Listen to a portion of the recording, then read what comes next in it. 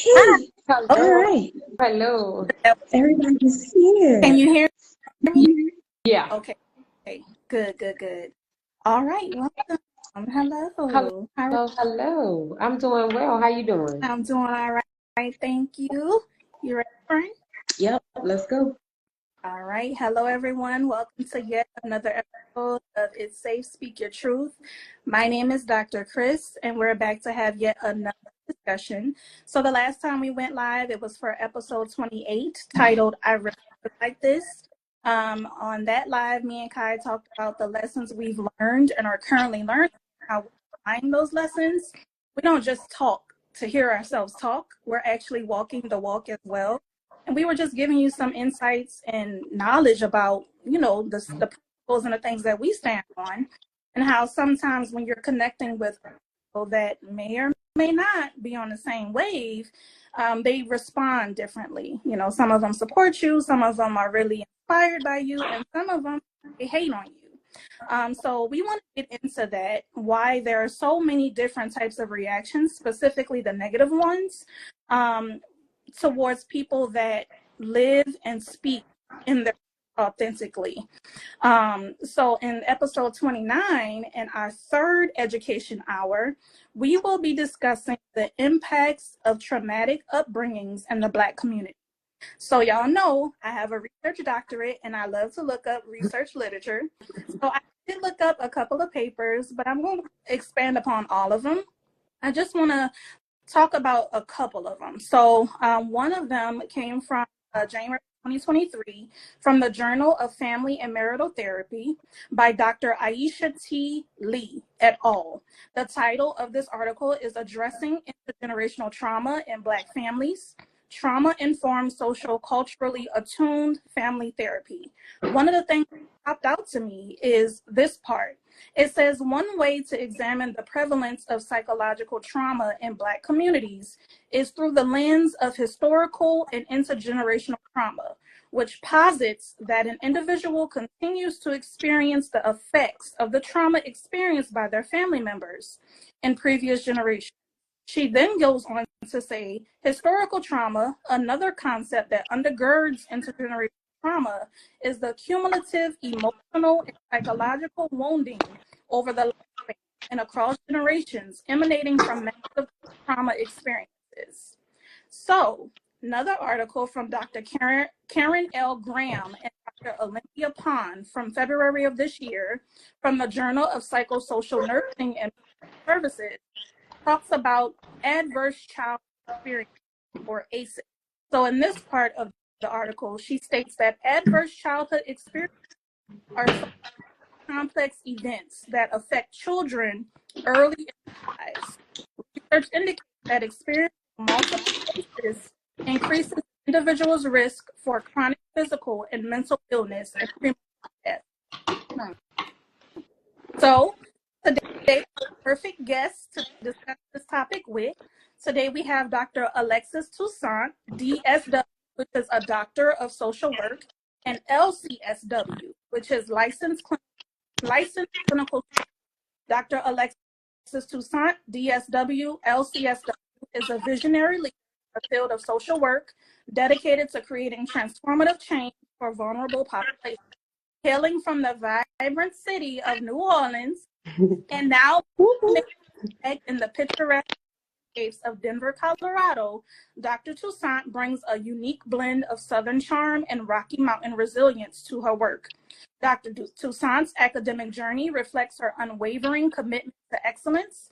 She embarked on her educational path with an associate's degree in general studies from Delgado Community College, laying the foundation for her future endeavors. Building upon this strong start, she pursued her passion for social work, earning both her bachelor's and master's degrees from Southern University at New Orleans. She honed her skills and developed a deep understanding of the complexities within the field. Driven by a thirst for knowledge and a desire to affect systemic change, Dr. Toussaint pursued her Doctor of Social Work from Simmons University in Boston, Massachusetts. This rigorous program equipped her with the tools and insights necessary to tackle the most pressing issues facing communities today. Throughout her illustrious career, Dr. Toussaint has been a steadfast advocate for child welfare and youth homelessness, tirelessly working to empower individuals and families to break the cycle of poverty and adversity. Her innovative approaches to intervention and prevention have garnered acclaim within the social work community and beyond. In addition to her professional achievements, Dr. Toussaint is an active member of the Denver alumni chapter of Delta Sigma Theta Sorority Incorporated. She continues to exemplify the values of sisterhood, service, and scholarship. Thought leader, mentor, and change maker, Dr. Alexis Toussaint embodies the spirit of social justice, and remains dedicated to building a brighter, more equitable future for all. Welcome, Dr. Toussaint. Thank you. Thank you so much for having me. Oh my God. Welcome, welcome, welcome. Thank you so much for joining us today. And thank you so much, Dr. Chris, for that beautiful introduction for our guest. And first, we just gonna start off by just giving like a little background, a little history on how we met. I met Dr. T at the Covenant House. Like, we were both residents at the Covenant House, New Orleans. If you don't know what that is, it is a homeless shelter for youth. So that's where we met. And I just want to say that I'm so proud of you, because we met each other, like, I can say, if it wasn't like the lowest and darkest, it was definitely one of the lowest and darkest moments, like, of our journeys. And just to see your growth, your accomplishments, like everything that you've been through, you know, going to school and just wanting to make a difference, because we live that life, you know, and I think that when you go through something traumatic like that, because that is a very traumatizing experience, it sticks with you and it makes you want to help others, you know, in similar situations, or to prevent them from having to experience certain things in life. So, girl, I'm so proud of you. Oh my God, I'm so proud of you. And I'm crying. Oh my God. I'm so proud of you. I'm so proud of you. So, hey, I'm kind of a therapist.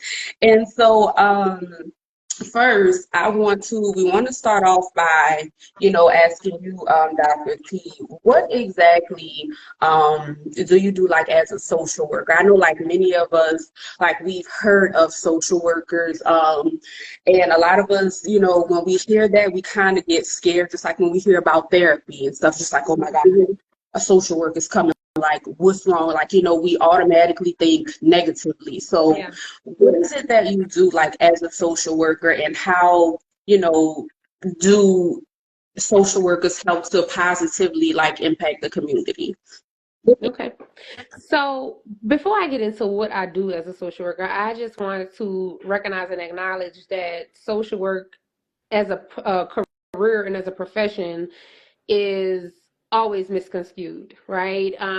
Historically, people know social workers as the baby snatchers, right? Working for the Department of Children and Family Services. So that's where I started off my career. Let me just start there. And I can tell you the last thing that the Department of Children and Family Services do, and I can probably speak for all 50 states, the last thing that they want to do is take children. The last thing, like that creates more work for the people who are doing the job, actually. So I started off with the Department of Children and Family Services, where I served as a foster care caseworker. And in that work, I worked the cases that kids who came into care, to try to ultimately reunify them with their families.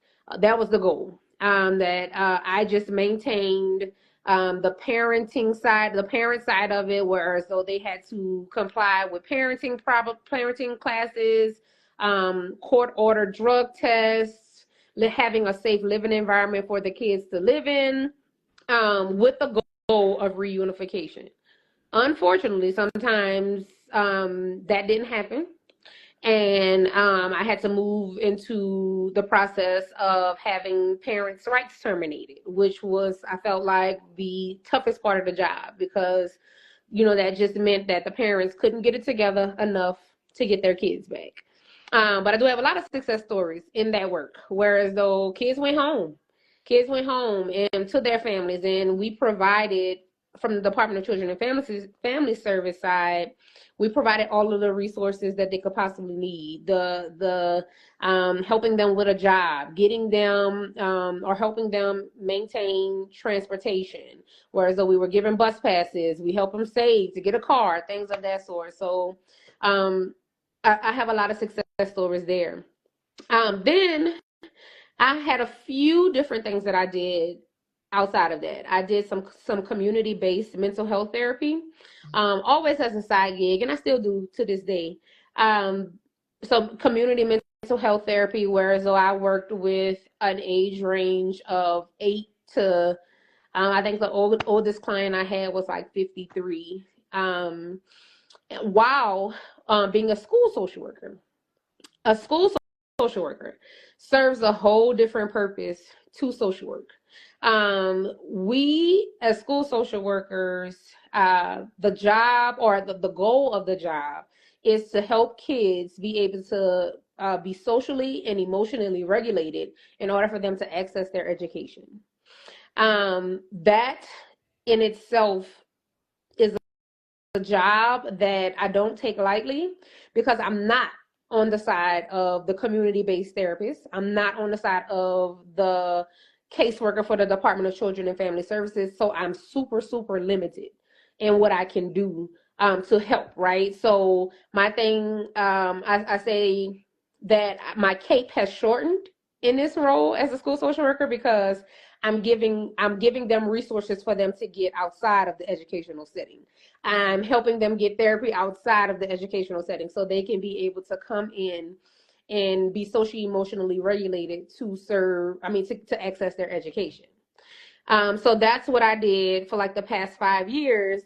And this year, I've stepped out of the direct service role in school social work, and I work as a mental health coordinator for the school district in which I've been working in the last 3 years. And in that role, I serve in an administrative type of setting. So I do consultations with, so in my particular feeder, there are about 30 or so clinicians that work inside the schools, and I do consultation with them. I train the new hires. I assess threat assessments and kind of just guide them through that on what should happen. Suicide risk reviews, I guide them through that, and just kind of be their sound mind and their supervisor as it relates to making sure that those kids get the services in which they need. As well as doing some therapy on the side because I like to say I'm a Jamaican. I have 15 million jobs. So, and I also am a professor at Metropolitan State University of Denver. So I teach up and coming social workers in their bachelor's program, various different courses I've done over the last 2 years. I've done human behavior in the social environment. I've done a policy class. I've done a communications class. I've also done, what else have I done? Oh, a community class. So that particular class worked on how to assess community programs, how to establish community programs, and what all of those things entail. So I said all of the background of what I've done to just say that social work is very, you can expand in any kind of way. And I was very particular about why I chose this degree because I knew I wanted to be in the helping profession, but I didn't want to be limited. I wanted to be able to go work in a hospital, to go work at a police station, to go work in administration, to be a teacher, to do anything that I could possibly want to do. And I can do that with this degree. Oh my God, that is amazing. And I didn't realize that there were just so many like Yeah. branches, you know what I'm saying, like of social work. I want to go back to something that you mentioned, being a school social worker. Okay. So And would I want to answer the you? second part of your question too, that I just Okay, thought about. But go ahead, go okay, no, ahead. no, go ahead, go ahead. No, the second part of your question is, what do social workers or what can social workers do in the community? Amongst all of the things that I mentioned, we can be advocates. If a social worker works in, so it's not just therapy, right? It's not just therapy. It's not just working at the Department of Children and Family Services. Um, there are social workers who work in the hospice setting. So whereas though they're setting up end of life services for clients, whether it is connections between doctors, connections between funeral homes, advocating for them to get certain medications. If they are working in another job that I had for a short time, is I worked for Total Community Action, TCA. In New Orleans, they know them as the light bill people, right? They pay the light bills, but they have a whole daycare. So TCA has a daycare to where as though they call it Head Start, and Head Start services kids from 6 weeks old to 5 years of age. And in that role, I just was, not only helping them identify kids that had potential developmental delays or educational barriers, I helped families get resources in that way. So it's a whole lot of advocacy, a whole lot of providing resources and connections to things that are already accessible to them in the communities. That's really a lot. Because like I said, I know for myself, I didn't know that it was like that in depth, like so many different branches. Yeah. And just knowing that you can get like a social worker for hospice and stuff like that, just to kind of advocate, like that's really good information to know. But back to like the being a school social worker, do you suggest like how does one um get like how do you request a social worker? Like does the student ask for it or like does the teacher kind of like go to the principal like and say, hey, there's this kid, they need assistance? Like how does that work? So there should be a mental health person in every school setting, whether it's private, public, or charter. There should be a mental health person on site that is accessible to all kids on campus, right?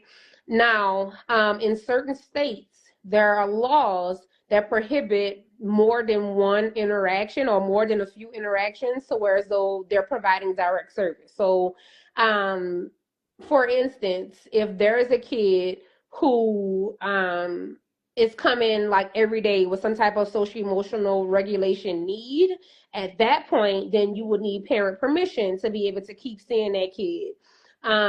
Kids with IEPs, individualized education plans, sometimes mental health or social emotional minutes are written into their IEP.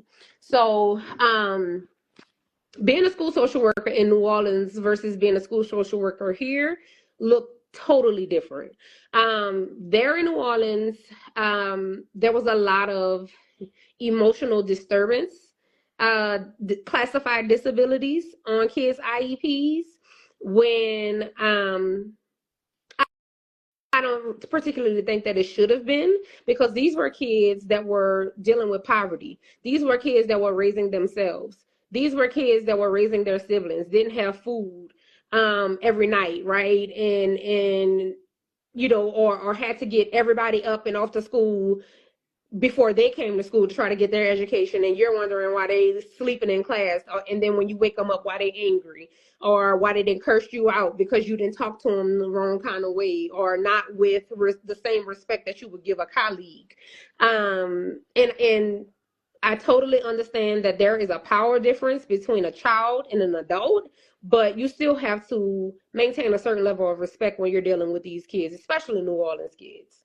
Here in Colorado, I see a lot of the DSM-5, the Diagnostic Manual of Mental Health Disorders.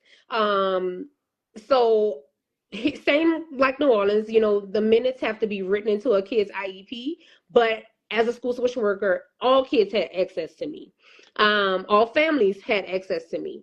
And but it, depending on the reoccurrence or the need of the reoccurrence is where things um kind of stopped or kind of paused. And then there's only so much you can do in a school setting. And remembering that the goal is to help them be able to help them be socially emotionally regulated to access their education. So it's really limited to what a school social worker can do. But all kids should have access to a mental health person. And a lot of times in schools, there should either be a social worker, a psychologist, or an LPC that is in a school setting. But all school settings, as regulated by the Department of Education, the Federal Department of Education, there should be a mental health person on site that all kids have access to. Thank you for sharing it. Like Kai said, it's really interesting to hear all of the different paths and trajectories one with the worker degree can take. I wanted to kind of piggyback off of what you said about IEP. So I've been introduced to the mental health field, and I know that sometimes, in most cases, the school district will have a directory of mental health resources based on the type of incidences that the kiddo goes through. For example, if they have a lot of behavioral issues and or they express to their counselor, their teacher, that they're having suicidal ideations, or they're stressed out, or they can't focus. In addition to that IEP, they might refer them to a mental health provider so that the parent and or whomever is the advocate for that particular kiddo can assist them with acquiring the additional resources and services that they're in need of. It's specifically with those behavioral health or behavioral issues in the classroom, if they're disruptive or like can't acquire the knowledge, or they're not engaging, they're not paying attention, they have symptoms of ADHD or ADHD like symptoms, then they will refer them to a local provider on their directory. Thank you for sharing that. I did want to go into the next question, which was your multiple different paths, school teacher, a school social worker, you're doing mental health services on the side. I want to know, what do you, I know you can't go into detail for HIPAA purposes, but in general, what have you seen most kiddos suffering from? Like, is it majority poverty? They're impoverished? Is it that their parents are deemed unfit, and so you have to remove them and start the process for that? Like, what major issues come up in your career as of today? I, I'll say that I've been privy to a little bit of everything. As I mentioned, as a New Orleans social worker, a lot of it was poverty. A lot of it was the lack of access to resources, or or there being a mindset of what goes on in this house stays in this house, and the unwillingness to let somebody help, pride, ego, that was getting in the way of the kids and adults getting the help that they need. Systematic oppression, systematic disparities, that even 1,000, 1,200 miles away, that I'm still seeing happening in the city of New Orleans, that are keeping people stuck. Okay. Generational trauma.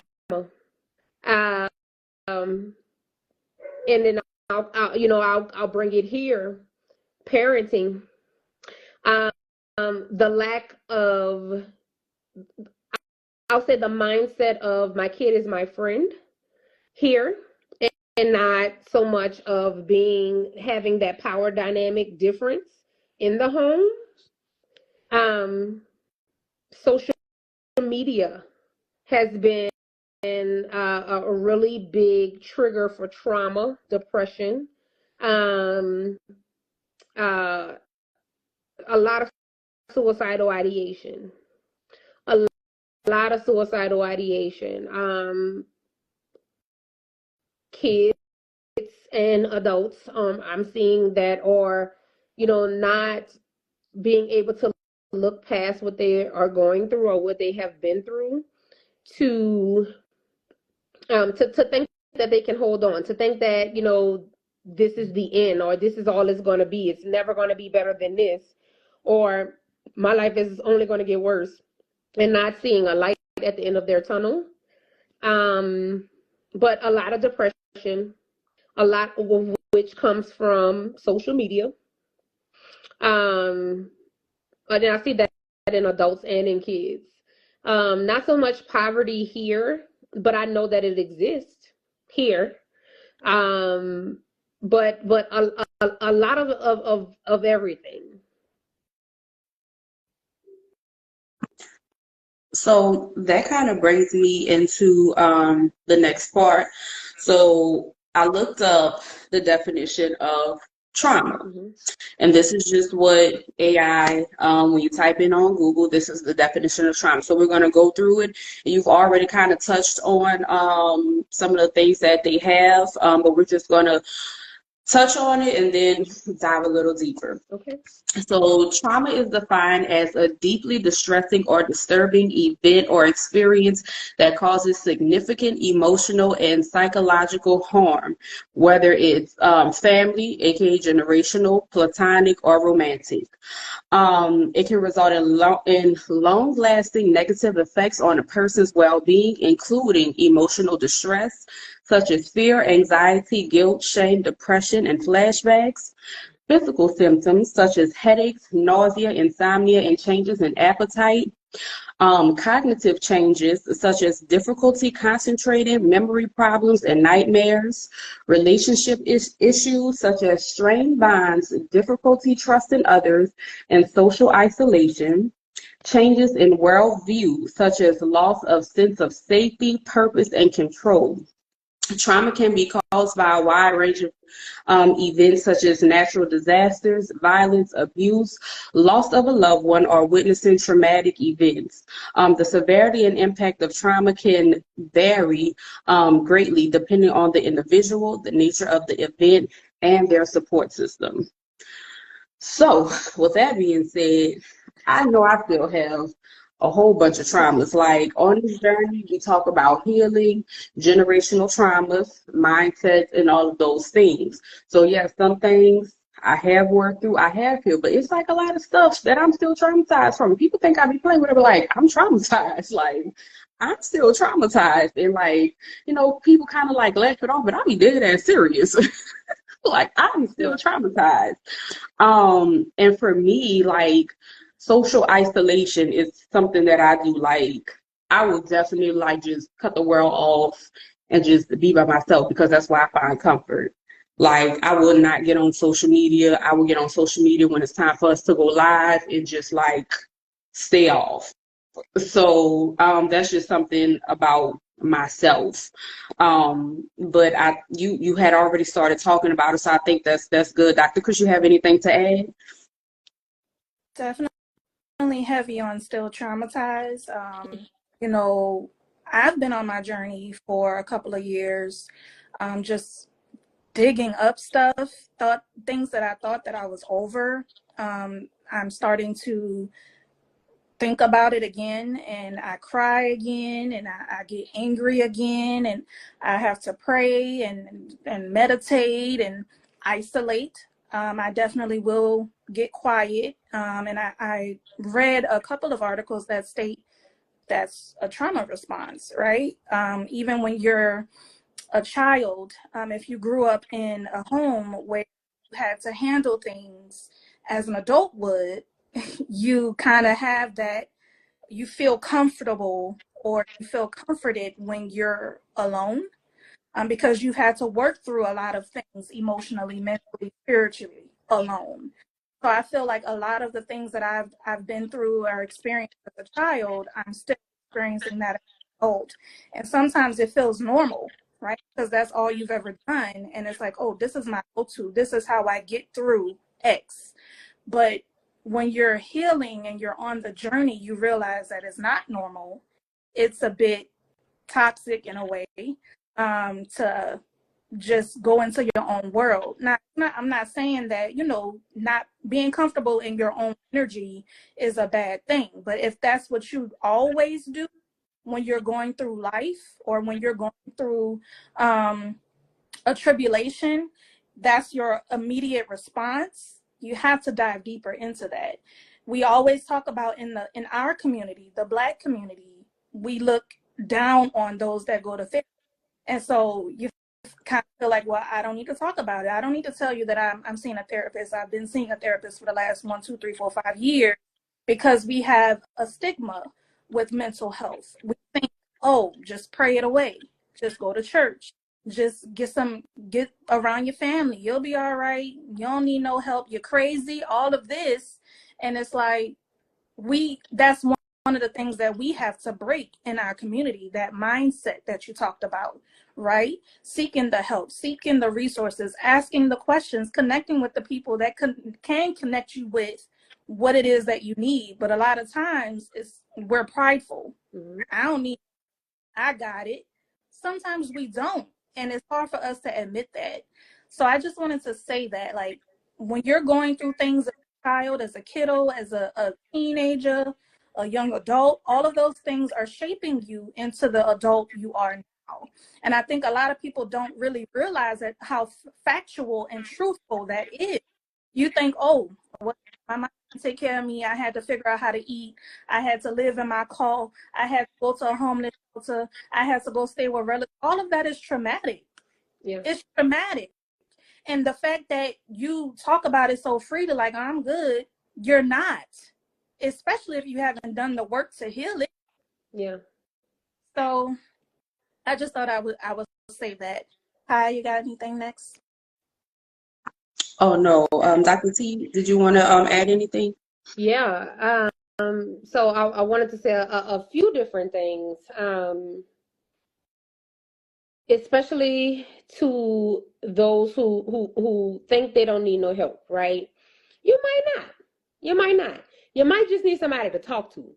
You might just need that unbiased, confidential person that you can talk to, that you can just lay it all on the table. They're not going to judge you. And if they do judge you, it's in their head. They'll never say it out loud because they're legally bound to keep your secret, right? Unless you want to hurt yourself or hurt someone else. They are legally bound. Therapists are legally bound to keeping your secrets. Like, you might just need somebody to talk to. You might just need to get things off your chest and not having to worry about, oh, my cousin gonna go back and tell my business, or my sister gonna tell my business, or they're gonna talk about everything that I've poured my heart out to in the family group chat, right? Or my friends are going to talk about me. Getting that might just be the help that you need. You might not need no resources, right? You might not need no medication. You might not need your light bill paid. You might not need no access to food or anything like that. You might just need somebody to talk to, just to get those traumatic things that are holding you back from being your potential self, the best potential person that you can be. You might just need somebody to talk to. The stigma of mental health being associated with you crazy, or getting help for your mental health, with you being crazy. I wish to all the Black people who are listening to this, who are going to be listening to this, get that out of your head. Mental health and mental health issues are the most prevalent, I feel like, in our community. Yes, you have people that are in jail for crimes that they did not commit, but a lot of those people are in jail for crimes that they have committed due to not being able to properly respond to being angry, not having the emotional control or self-control that they need to walk away from situations, not knowing how to ask for the things that you need, knowing that there are resources out here, so you have to go steal for it. Um, and serious mental health disorders are so prevalent in our community. Bipolar disorder, schizophrenia, depression, anxiety. Like, we suffer with anxiety. Like, that worrying you do all the time, that anxious feeling when your heart beating and you can't control yourself, we experience that. And you need help to be able to work through those things. Sometimes it might dissipate altogether, or some things might exist for the remainder of your life, or you might see it in other people, and you need to know how to process those things. And that's all I remember that I wanted to say about that. But it exists, and you got to get some help, whatever Yeah. that help looks like. I think that it's really important. And I know, like, all cultures, all communities have these things, but we are focusing on our community because there are a lot of people in our community that's not aware. People in other communities, they are aware of the resources, they are aware of the tools that's out there, but in our community, we're not aware of a lot of these things. Like, we're really ignorant to the facts. So I'm really glad that we're doing this. It was something else that I wanted to say.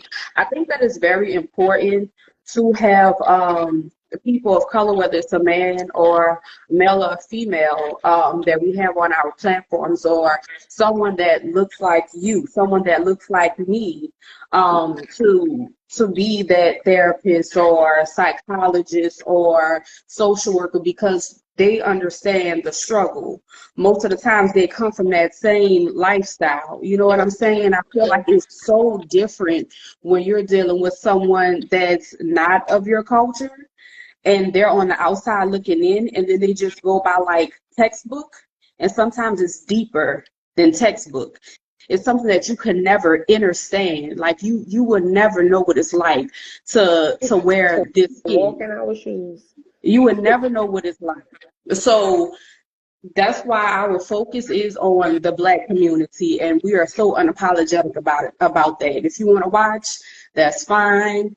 This information, anybody can use this, but the focus, our target audience, is the Black community, and I just want to put that out there because we have to be the change for our community. Like, we have to stand up for the next generation, because if we don't, then who will?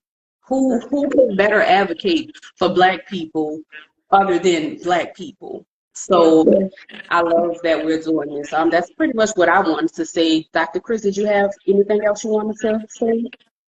Yes, just to reiterate what you say, we are aware that a lot of people of all different cultures, races are encountering issues in their mental health.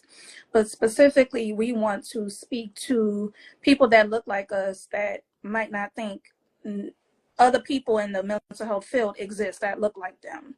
I can definitely identify and resonate with what you said about seeking resources or seeking services from individuals that look like me. I remember when I started therapy a few years back, that was my intentional decision. I wanted a Black therapist. If I can get a Black woman as my therapist, that was my goal. And I was able to find one. However, it wasn't easy to find her. I think that is something that a lot of people might struggle with. They know they need the help. They want to seek the resources, but they just don't know where to go and where to look for those resources. So, Dr. T, I wanted to ask you, where can Black individuals, Black people, Black men, women, those that are serious about feeling and they want a therapist that looks like them, understand the struggle, that will their background, that might their traumatic history, all of that, what type of platforms or or website would provide information to have them, give them the opportunity to find that particular Black therapist for them?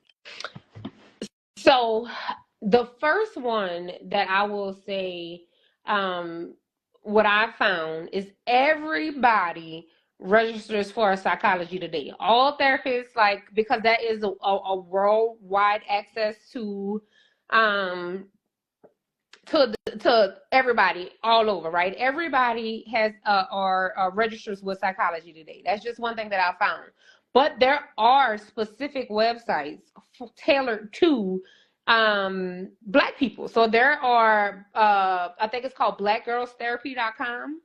I'm actually going to be getting a profile, paying for a membership with them, so my information can be shared on their website. There are therapy for Black boys, therapy. So there are specific websites.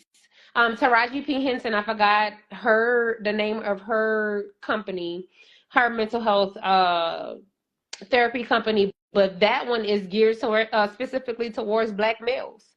I think they do service I think they do service women, but I know that the intention of her platform or her therapy connection was specifically for Black males.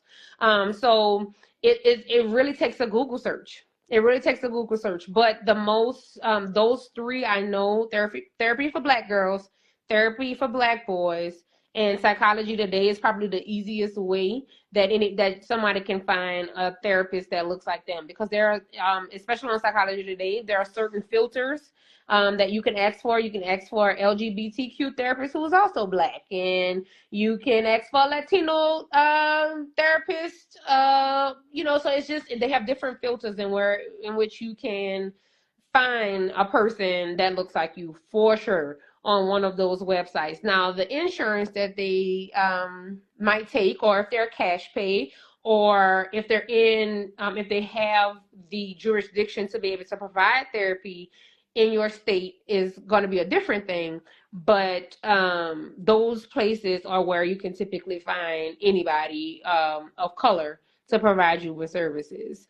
And just to really comment on having somebody that looks like you, what both of you have said is so true.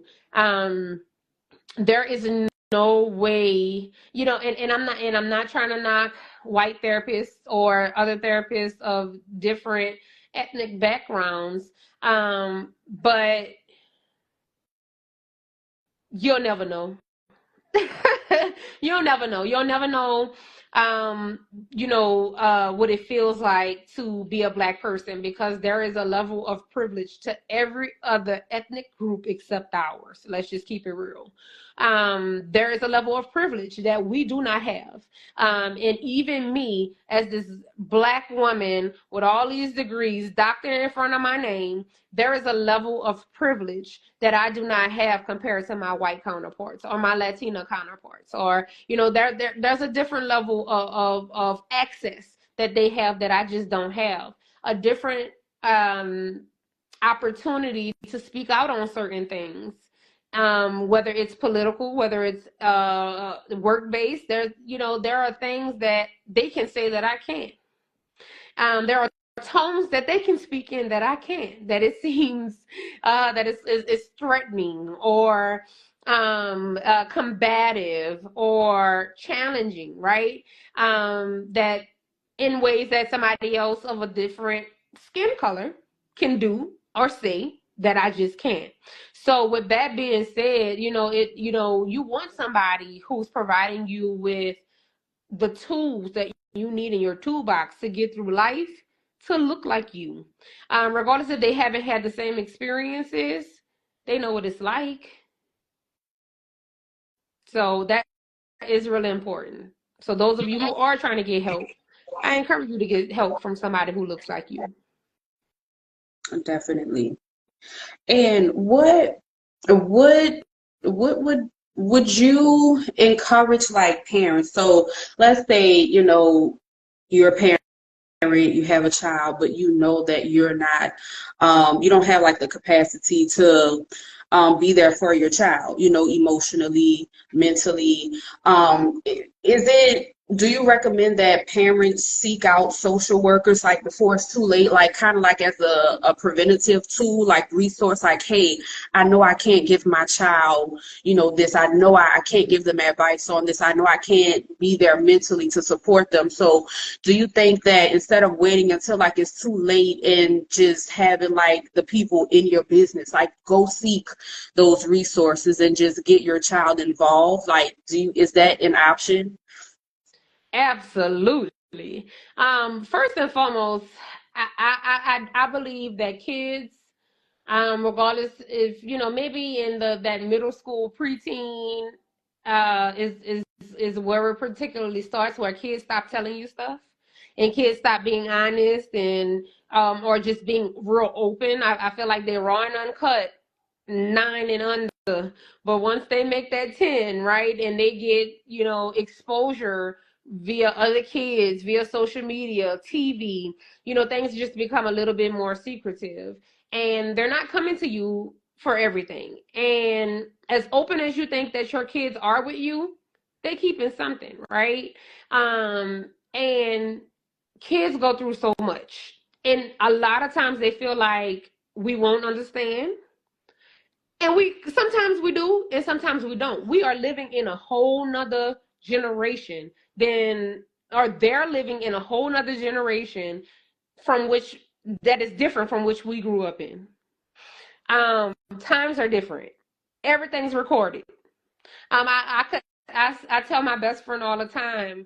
I tell her, I'm like, girl, if they had these cameras when we was teenagers, like they, we'd be all over the internet, right? So, like everything is publicized, and the kids nowadays are exposed to so much stuff. They're seeing things from all around the world. They're having lived experience of other people via social media from all around the world. And you might not be the person that they want to talk to. And I say that not to knock anybody, but you want to think about the way in which you react to when your children tell you something, or the way you react when your children have done something wrong, have said something wrong, have done something wrong at school, or just any way in which you react can deter a child from coming to you about anything. If they tell you, oh, mama, I dropped a cup of juice on the floor, and you go screaming to the top of your lungs, I can promise you, when they're out and need to be picked up from a party because it's not going the way they need to go, or they needed to go, or they're scared, or they're being, potentially being harmed, or could potentially be harmed, they ain't calling you because you screamed and yelled at the top of your lungs about them dropping a cup of juice on the floor, right? So we need to be really conscious about how we react to things when and when it's mild or when it's big. Um, we have to be open and honest with our kids. Um, we gotta tell them about the shit that we didn't see, raw and uncut. Stop keeping secrets. Stop trying to save your kids from exposure. They already exposed. They're already exposed. Now the detail in which you expose, you give to your kids, you might want to limit those things. But as far as awareness, we got to do that. Um, you might not be the help that your child needs. I've gotten through to so many kids saying the same thing that their parents have said to them, but it's the way I came. It was the allowing them to speak and be heard. Acknowledging, yeah, I get that you felt like that, but talking to your mama like that wasn't gonna solve nothing. You sneaking out the house and going, thinking that you grown. What you think she was gonna do? How you think he was gonna react? Right? So it's the way that I'm coming that makes it different. So, and then, like I said, I'm an unbiased party. So I'm gonna tell you like it is. I'm not gonna sugarcoat anything, and I give that disclosure to people. when when we have our consultation. I'm like, what are you looking for from me, right? Or you want a listener, you want an accountability partner, you want, what do you want from your child to gain? Like, even when I'm talking to kids, what do you want out of this? Because I'm not going to coddle you. I'm going to allow you to speak, pour your heart out, tell your truth. But there's always a sense of morale in all things that we do. And if you're going outside of that, I'm going to tell you. I'm going to tell you. I'm going to help you, based off of what your goals are of therapy and where you want to go in your life, or a trajectory that I genuinely believe is pure and true in pushing you towards the person that you want to be. I'm going to hold you accountable. And that's something that's different in a style of what a therapist can provide versus a parent. I can tell you right now, kids kids don't just act out. They are responding to something.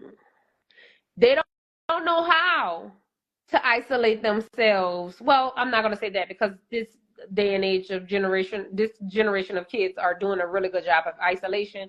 But isolation is a response to something. Their reactionary sense of expression is a response to something. Figure out what's going on with your children, and if you can't do it, go find somebody to help to be able to do so. We are not Superwoman and Superman or super them. We are people, right? And you might not be that person that can get the help that particular child needs. But kids don't just act out. Kids don't just act out. It's a response to something, and it's your job as a parent, as a guardian, as a caregiver. It's your job to ensure that these people are emotionally equipped to handle life. or not even emotionally equipped to handle life, but have the tools that they need in their toolbox to be able to navigate this life, whatever it entails, whether it's heartbreak, whether it's financial stress, whether it is work, having stressors on a job or in school. It's our job to make sure these kids are sound individuals to be able to live fulfilling lives as an adult. And if you're not doing something every day to reach that goal in your kids' life, or kids who you're raising, teenagers who you're raising, you need to check yourself.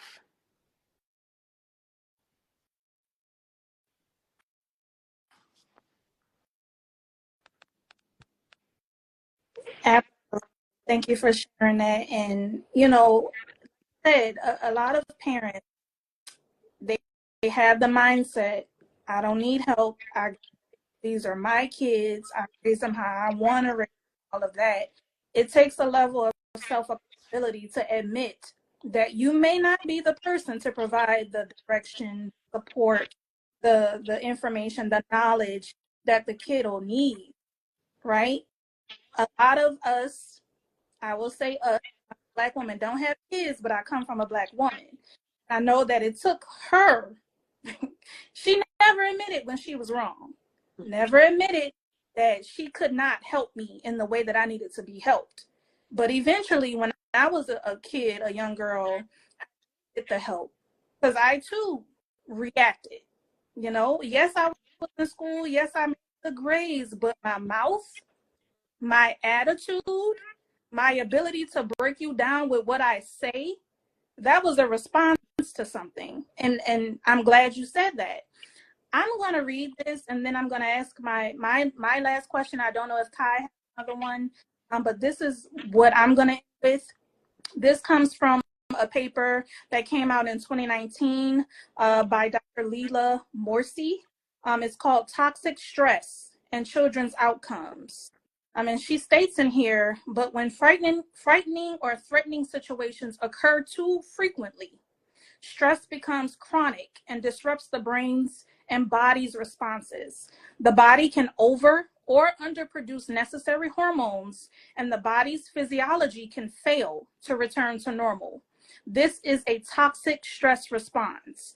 Examples of events that can produce toxic stress because they are severe, frequent, or sustained are psychological, physical, and sexual abuse, having a parent or close family member be incarcerated, witnessing domestic violence, physical or emotional neglect, family financial hardship, homelessness, exposure to neighborhood violence, discrimination, parental divorce or separation, placement in foster care or kinship care, property loss or damage from a fire or burglary, or having a family member become seriously ill or injured, be hospitalized, or die.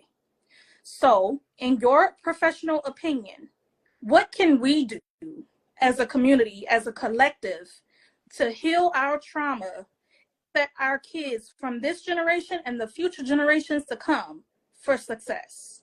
What can we do? First and foremost, acknowledge the generational trauma or the trauma that's there, the trauma that's within yourself.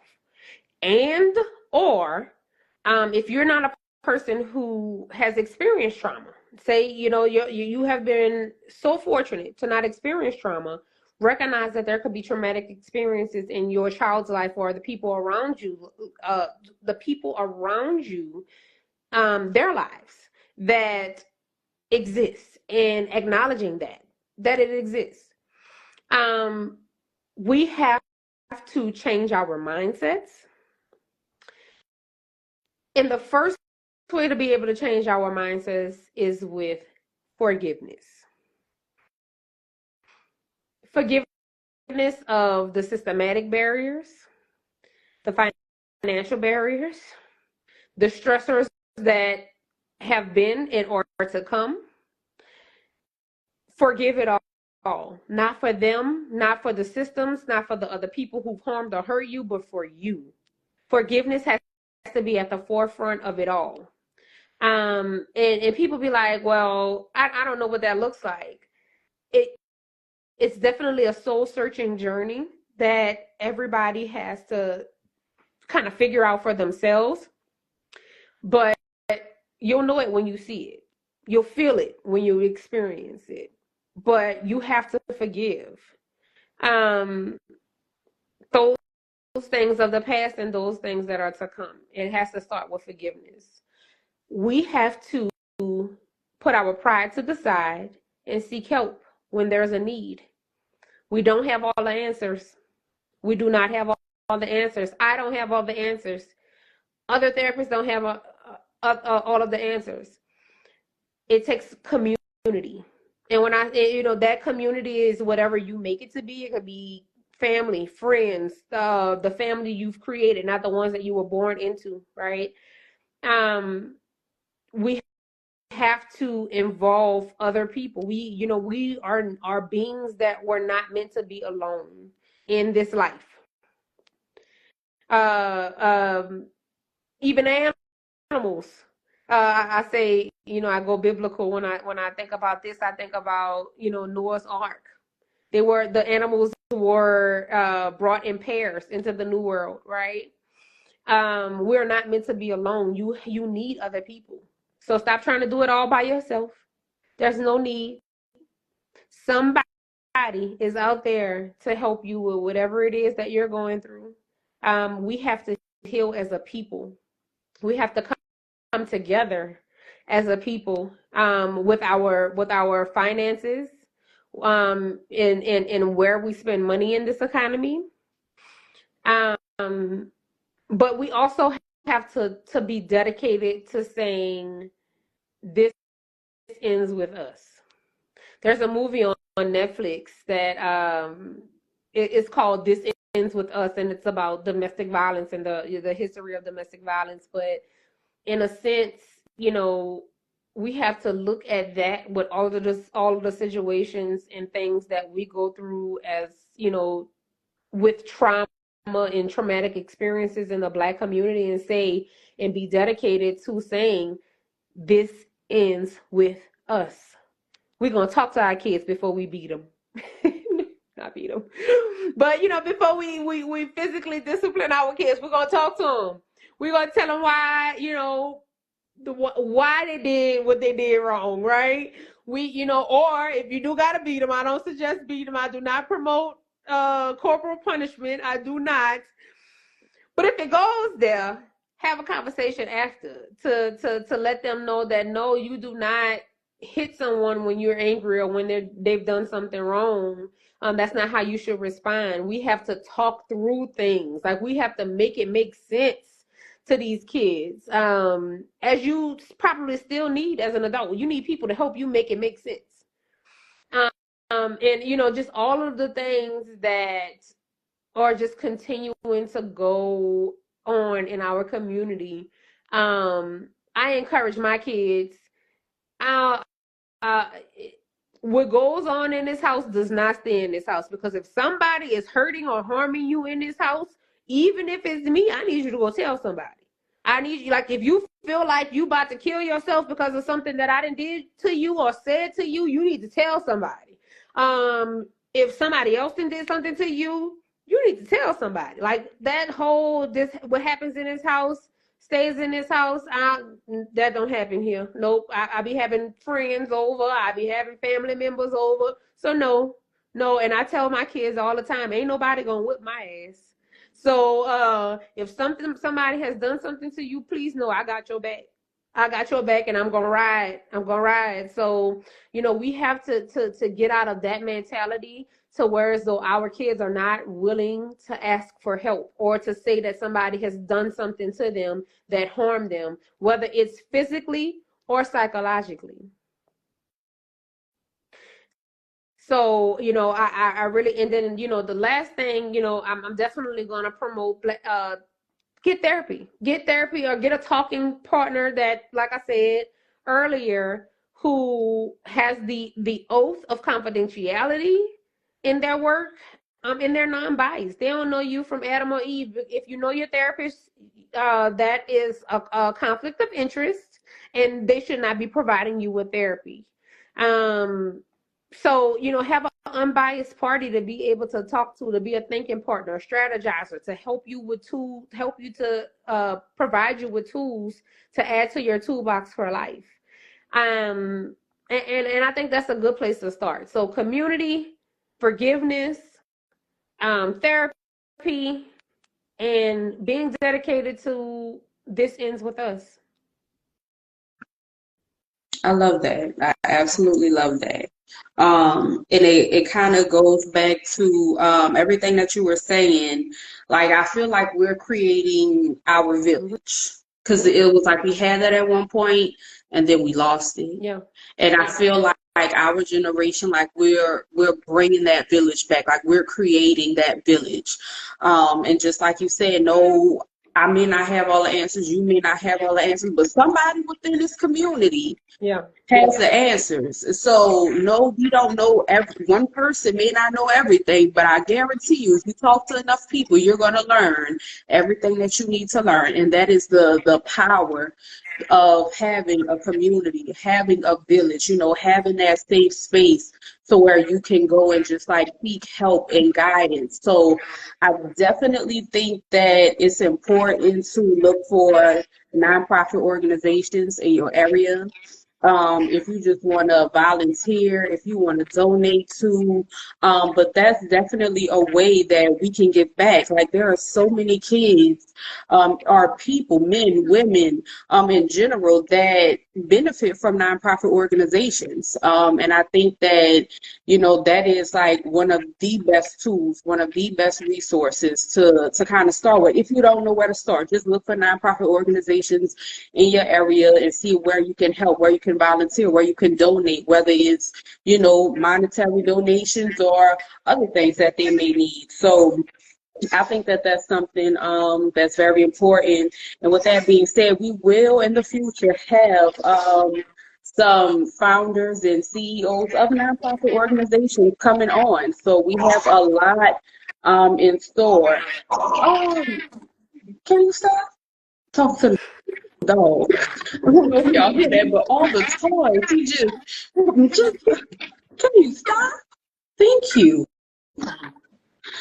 So rude. But nonprofit organizations, I think that's really a place to start in the community. There are tons of Black nonprofit organizations that need help, that need funding, that need exposure. So we will definitely have some of those people come on just to kind of create our community, and that's what this is about. So I'm just gonna end it. I don't have anything else to say. I just think that today's episode was very informative. I think it was definitely needed. But I'm just gonna go ahead and close off with the affirmation, and the affirmation is: I am not my trauma. My trauma does not make me. I am not my trauma. My trauma does not make me. And I need for people to affirm that and know that just because it happened to you, that doesn't mean that you have to be that. That does not mean it's not your identity. It's a part of you. It helps mold you. Yes, it may change your vision. It may change the way you see people, places, and things, but it does not define who you are as a person. And some things is not our fault, and things that has happened to us that was our fault, it's okay. Just like Dr. T said, you have to forgive. Forgiveness is not only for other people, it's for yourself too. So forgive yourself and know that you are not your trauma. Dr. Chris, do you have our words of encouragement? Thank you for sharing that affirmation. That was right on time. Your trauma is not who you are. Yes, it shaped you. Yes, it molded you. Yes, it helped you navigate. Yes, it helped you keep your head above water. You know, trauma sometimes, and if you wouldn't have went through what you went through, maybe you wouldn't have been able to make it through the last time. But you made it. You did that. You operated in the best way you could in your circumstances and your situation. But now that you are aware of your trauma, it is your responsibility to heal it. You cannot blame other people. Don't even blame yourself. But like Dr. T said and Kai said, you have to forgive yourself. Forgive yourself, and you put in the work to heal from it all. It helped you get through some stuff. Some things it was your responsibility. Some things it was external to you. You had no control over it. But you have control over you now. Yeah. You break what your mama, daddy, cousin, uncle, auntie to you. That don't mean you continue to perpetuate that with your children, with your nieces and your nephews, with your cousins, with your friends, kids, and all of this. The children that you encounter in your neighborhood, at school, on the basketball, wherever you go. Don't be who hurt you. Don't hurt people because you're right. So it's okay. Look at yourself. It might not look pretty. We all got on us. But it's now the time to wash it off and operate from your highest self, your healed self, somebody that understands who they are now, right? So keep going, keep growing, keep learning, keep applying the lessons, and most important, keep forgiving. And with that, I'm done.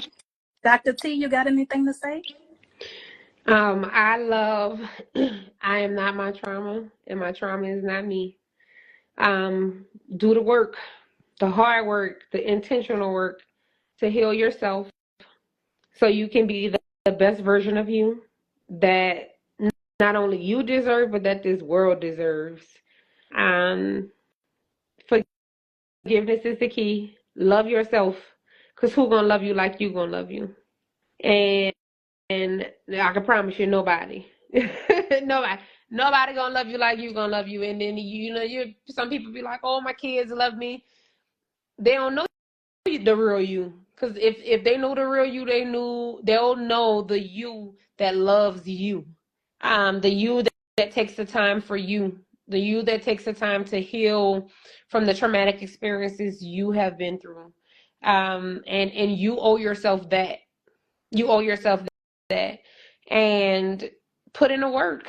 It ain't gonna be easy. It ain't gonna be solved overnight. But long as you're waking up every day with that, and that being one of the intentions of your day to be better than you were yesterday, you're gonna get there one day. I promise you. Love and peace. Thank you so much. Thank you so much for joining us. Definitely loved having you on. Thank you. You are welcome. Oh my goodness. I feel like it's kind of like a full circle moment, just from the humble beginnings. You know what I'm saying? Ooh, child, if I look So, like what I've been through. go ahead. Listen, thank God for grace, 'cause baby. I look like what But I've been through. listen, it's been a long journey, but y'all just continue to put in the work. I will post the links for the Black Girls Therapy, the Therapy for Black Boys. I'm going to have all of those links when we upload the videos. Those links will be available if anyone would like to check them out. And I think that's it. We will be back the third Saturday of January, which will be January 18th. We will have another special guest joining us, so we are excited for that. But I guess that's it for now. So we're gonna see y'all January 18th.